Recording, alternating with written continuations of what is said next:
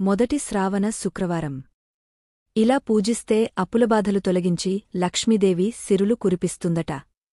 మనకు ఉన్న ఆర్థిక సమస్యలు తొలగిపోవాలంటే శ్రీమహాలక్ష్మిని పూజించాలి. మొదటి శుక్రవారం రోజు ఐశ్వర్యదీపం అంటే ఉప్పుదీపం ఏర్పాటు చేసుకోవాలి. ఇది మన ఆర్థిక సమస్యలను తొలగిస్తుంది. అమ్మవారి విగ్రహానికి లేదా ఫోటోకు యాలకుల మాల వేస్తే అప్పులబాధలు తీరతాయి.